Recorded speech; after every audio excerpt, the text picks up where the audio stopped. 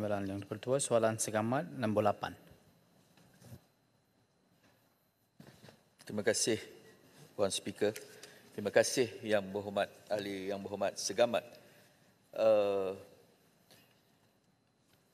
Soalan yang cukup penting untuk maklumat Yang Berhormat, menurut laporan Prevention and Control of Non-Communicable Disease in Malaysia, The Case for Investment 2021, jumlah kos penjagaan kesihatan langsung ataupun direct cost oleh kerajaan bagi penyakit metabolik adalah sebanyak 3.3 bilion ringgit Malaysia, iaitu sebanyak 7.3% daripada jumlah keseluruhan kos penjagaan kesihatan yang berjumlah 45.3 bilion yang dibelanjakan oleh kerajaan Malaysia pada tahun 2021. Berdasarkan laporan yang sama, beban ekonomi terhadap penyakit tidak terhad hanya kepada kos penjagaan kesihatan langsung sahaja, tetapi turut melibatkan kos tidak langsung. Kos tidak langsung bagi penyakit metabolik terutama diabetes adalah sebanyak 24.3 bilion ringgit Malaysia. Kos tidak langsung ini berpunca daripada kehilangan produktiviti berikutan ketidakhadiran, absenteeism, kehadiran tidak produktif, presenteeism atau kematian pramatang. Isu presenteeism dan absenteeism sering timbul akibat komplikasi diabetes seperti keletihan, penglihatan kabur dan peningkatan risiko jangkitan. Keadaan ini mengakibatkan penurunan produktiviti kerana pesakit diabetes mungkin mengalami kesukaran untuk memberikan tumpuan atau memenuhi keperluan kerja intensif. Dalam jangka panjang, kekerapan ketidakhadiran dan kecekapan kerja yang rendah membawa kepada kerugian ekonomi yang besar bagi negara. Diabetes bukan sahaja meningkatkan kos penjagaan kesihatan, malah turut mengurangkan daya saing ekonomi terutama apabila tenaga kerja produktif terjejas prestasi mereka. Secara keseluruhan, jumlah beban ekonomi iaitu mengambil kira kos penjagaan kesihatan secara langsung dan kos tidak langsung bagi penyakit metabolik terutama sekali diabetes di Malaysia adalah sebanyak 27.7 bilion. Menurut laporan Prevention and Control of Non-Communicable Disease in Malaysia, The Case for Investment 2021 juga, jumlah keseluruhan beban ekonomi bagi 4 penyakit tidak berjangkit, penyakit kardiovaskular, penyakit metabolik terutamanya diabetes, penyakit kanser dan penyakit respiratory kronik adalah sebanyak 64.2 bilion. Kos rawatan khusus untuk penyakit diabetes di Malaysia adalah sangat tinggi dan terus meningkat dari tahun ke tahun. Peningkatan ini disebabkan oleh faktor termasuklah jumlah pesakit diabetes yang kian bertambah, keperluan infrastruktur, pemeriksaan makmal, rawatan berterusan seperti ubat-ubatan serta komplikasi jangka panjang yang memerlukan rawatan khusus seperti dialisis untuk kegagalan buah pinggang. Sekian, terima kasih. Segamat. Terima kasih Timbalan Yang Dipertua, terima kasih Yang Berhormat Timbalan Menteri. Sebelum saya mengajukan soalan tambahan saya ingin juga mengalu-alukan daripada Persatuan Guru-Guru Besar Batu Pahat yang berada di dalam Dewan Yang Mulia ini bagi pihak Ahli Parlimen Batu Pahat.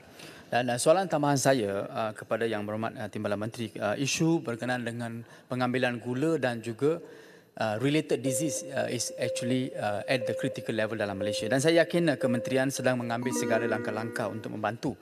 Dengan kos insulin dan dialisis yang tinggi, apakah langkah yang diambil oleh KKM atau kerajaan untuk memastikan setiap pesakit diabetes, terutamanya dari golongan berpendapatan rendah ataupun dalam golongan miskin yang mempunyai akses kepada rawatan ini tanpa beban kewangan yang besar? Dan adakah KKM mempertimbangkan subsidi tambahan bagi kos insulin dan dialisis dalam kes yang akan datang supaya kita boleh memberi akses supaya kesihatan orang-orang yang kurang berpendapatan ini dapat juga dibela.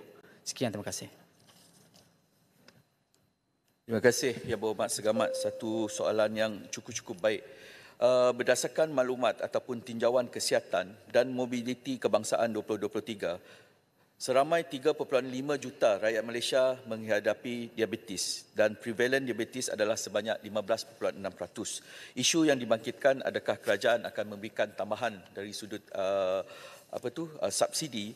Baru-baru ini KKM ingin mengucapkan banyak terima kasih kepada Yang Amat Berhormat Perdana Menteri kerana telah pun menerima cadangan daripada Kementerian Kesihatan, terutama sekali bahagian perawatan, apabila untuk mengurangkan komplikasi pesakit diabetes, termasuk komplikasi kardiovaskular dan juga buah pinggang.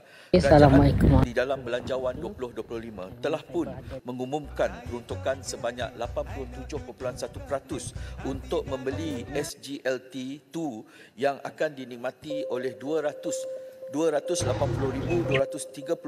pesakit diabetes. Ini adalah merupakan ubat inhibitors tambahan untuk menambah kesan jangka panjang kepada buah pinggang. Kerana diabetes ini sentiasa dikaitkan dengan pesakit buah pinggang. Dengan memperkenalkan SGL2 ini akan mengurangkan lagikah risiko pesakit buah pinggang. Dan juga jumlah pertambahan adalah sangat-sangat besar.